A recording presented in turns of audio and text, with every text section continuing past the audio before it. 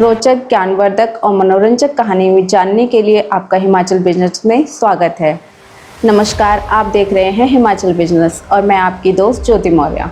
आज कहानी एक ऐसे व्यक्ति की जो पहली बार भारत आने पर दलाई लामा के दूरभाषीय बने थे लाहौल के ठाकुर मंगल चंद, जो भारत आने पर दलाई लामा के पहले आधिकारिक दूरभाषीय बने थे।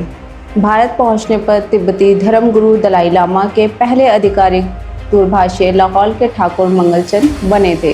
बताया जाता है कि तिब्बती संस्कृति और भाषा का उनका ज्ञान इतना अच्छा था कि जब दलाई लामा साल 1959 में भारत आए तो ठाकुर मंगलचंद को उनके पहले आधिकारिक दूरभाषीय ऑफिशियल इंटरप्रेटर बनाया गया। सन 1887 को लाहौल के वजीर परिवार में पैदा हुए ठाकुर मंगलचंद के पिता ठाकुर हरिचंद ने उन्हें घर पर ही पढ़ाया था, जो तिब्बती, उर्दू, अंग्रेजी और हिंदी में धाराप्रवाह थे। उन्होंने एक साहसी यात्री के रूप में मानसरोवर, कैलाश, गरकोट, तकलाकोट और यारकंद सहित पूरे तिब्बत की यात्रा की थी। ठाकुर मंगलचंद ने साल 1962 में कर्नाटक में तिब्बती के पहले जत्थे के लिए उनकी बस्तियां स्थापित करने में भी बड़ी भूमिका अदा की थी।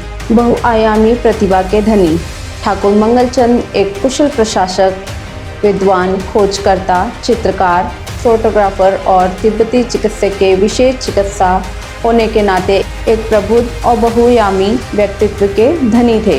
तिब्बती चिकित्सा प्रणाली सोया गिम्पा, जिसे अब भारत सरकार ने आधिकारिक चिकित्सा प्रणाली के तौर पर मान्यता दे दी है।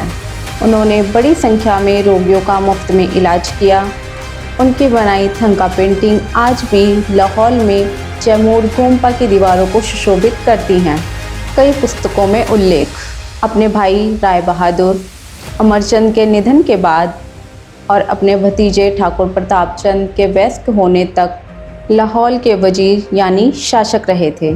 पंडित राहुल संस्कृतन की पुस्तक, यात्रा के पन्ने, निकोलस रेरिच की शंबाला, टाइके आरके की इन कैस्ट ऑफ गेम इन कुल्लू, एपी हरकोट की कुल्लू लाहौल और स्पीति की हिमालयनी जिला, जेडी घोसला की द हिमालयन सीक्रेट और फ्रांके की एंटी ऑफ वेस्टर्न तिब्बत सहित और अन्य कई पुस्तकों में उनका और उनके कार्यों का उल्लेखन किया गया है।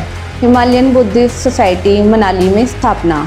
हिमालयन बुद्धिस्ट सोसाइटी मनाली की स्थापना वर्ष 1946 में ठाकुर मंगलचंद के प्रयासों से हुई।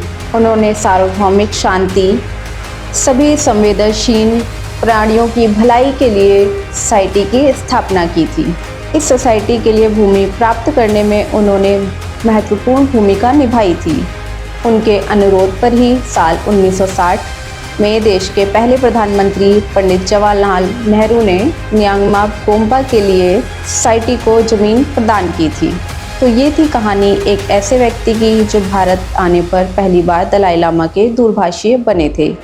आपको ये कहानी कैसे लगी? अपनी प्रतिक्रिया ज़रूर दें।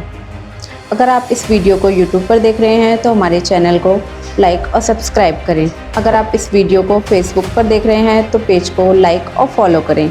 आप हमें Instagram और Twitter पर भी फॉलो कर सकते हैं। ऐसी ही रोचक, मनोरंजक और ज्ञानवर्धक कहानी जानने के लिए जुड़े रहें हिमाचल बिजनेस के साथ। धन्यवाद।